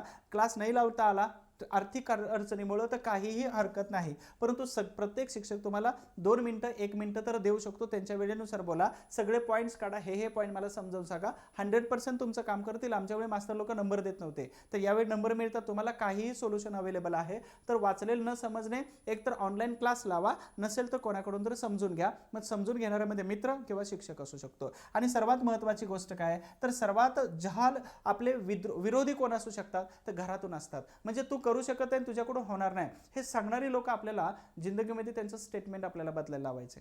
म्हणजे त्यांनीच पहिला हार घातला पाहिजे, त्यांनीच आपल्याला पेढा चारला पाहिजे. नाही, रिझल्ट आला कदाचित काश हम गलत थे असं म्हणायची वेळ तुम्ही आणू शकता. चला, ह्या सगळ्या समस्या आहेत तुमच्या, आणि ह्या समस्येवरती मात करता येऊ शकतं. मी कोणाचं प्रमोशन नाही करत आहे, पण क्विक हिल माहिती आहे तुम्हाला, 1991 मध्ये पुण्यामध्ये आलेले होते आणि 10वी 11वी पास फेल होते. करायचं काय, म्हणून त्यांनी अशा प्रकारचं पहिल्यांदा कॅल्क्युलेटर रिपेअरिंगचा व्यवसाय केला. यांचं नाव आहे कैलास काटकर, हे जनक आहेत क्विकहिलचे, आणि त्यांचे भाव आहेत संजय काटकर. ह्या दोघांनी अशी एक कंपनी बनवली की संपूर्ण भारतामध्येच नाही तर संपूर्ण जगामध्ये आपला अँटीव्हायरस घेऊन विकतात आज. म्हणजे साधारणतः 55 करोडपेक्षा जास्त टर्नओव्हर यांच्या कंपनीचं आहे. कित्येक वेळा कंपनी बुडली, परंतु त्यांनी नैराश्य झालेलं नाही, तर ते परत एकदा फिनिक्स पक्षाप्रमाणे उंच भरारी घेतली होती. म्हणजेच अपयश हे आपलं येतच आणि आलंच पाहिजे, त्याच्यातूनच आपल्याला मोठं सक्सेस मिळवता येऊ शकतं. म्हणजे काहीच हातात नसताना ह्या दोघांनी 10वी 12वी फेल असणारी ही दोघं, हे जर क्विकहिल आणि अँटीव्हायरस जर एवढा मोठा बनवत असतील ह्या कंपनीला, तर शून्यातून विश्व निर्माण करण्याची ताकद आपल्यामध्ये पण असू शकते. मग स्पर्धा परीक्षा आणि इतिहासाच्या लेक्चरच्या निमित्ताने मी तुमच्यामध्ये आत्मविश्वास नक्की देतोय. ह्या आत्मविश्वासाच्या आधारावरती तुम्ही अधिकारी झाला पाहिजे, एवढाच माझा प्रामाणिक उद्देश आहे. अशाच पद्धतीनं ॲपल कंपनीचे स्टीव्ह जॉब्स आहेत. ह्या स्टीव्ह जॉब्स यांचं खूप सुंदर वाक्य मला नक्की आवडलं, आणि आवडलं म्हणून मी तुमच्यासमोर शेअर करतोय की कोणतंही काम महान बनवण्याचा एकमेव मार्ग कोणता जर असेल तर ते काम आवडीनं केलं पाहिजे. स्टीव्ह जॉब्स सांगतात. नैराश्यग्रस्त झाले होते त्यावेळी ते भारतात आले होते. 1974-75 ची गोष्ट असेल आणि ते भारतात येऊन त्यांनी वेगवेगळ्या धर्मांचा अभ्यास करता करता बौद्ध धर्माचा जास्त अभ्यास केला आणि नंतर काय केलं तर त्यांनी अशा प्रकारची एक टेक्नॉलॉजी डेव्हलप केली. त्या टेक्नॉलॉजीचं ॲपल हे प्रोडक्ट आहे. म्हणजे इतरांपेक्षा वेगळं करण्याचा प्रयत्न करा.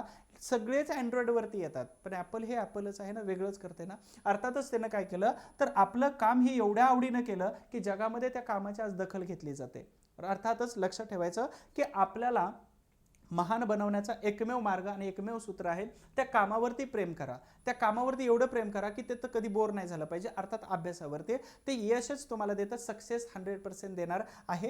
हे स्टीव्ह जॉबचं वाक्य नक्की लक्षात ठेवा. लेक्चर शेवटपर्यंत बघितल्याबद्दल तुम्हा सर्वांचं खूप खूप आभार आहे. त्याचबरोबर तुम्ही लाईक आणि कमेंट करायला विसरू नका. जर आवडलं असेल तर, नसेल तर पटकन सोडून द्या. दुसरी महत्त्वाची गोष्ट, तुम्हाला अभ्यासासाठी खूप खूप शुभेच्छा आहेत. तुमच्या तब्येतीसाठी आणि माणसांना जोडायला शिका. 100 करोड रुपये नाही आयुष्यात कमवले तरी चालेल पण 100 लोक अशीच कमवा की तुम्हाला कोणत्याही क्षणी ते मदत करायला तयार असतील. अशाच पद्धतीनं हे जे बाकीचे तुम्हाला लेक्चर्स वगैरे दिलेले आहेत हे लेक्चर्स तुम्ही बघून घ्या. इथं फॅक्टचे लेक्चर्स आहेत आणि हा चॅनल तुम्ही सबस्क्राईब करायला मात्र विसरू नका. Thank you so much. Wish you all the best. Thank you.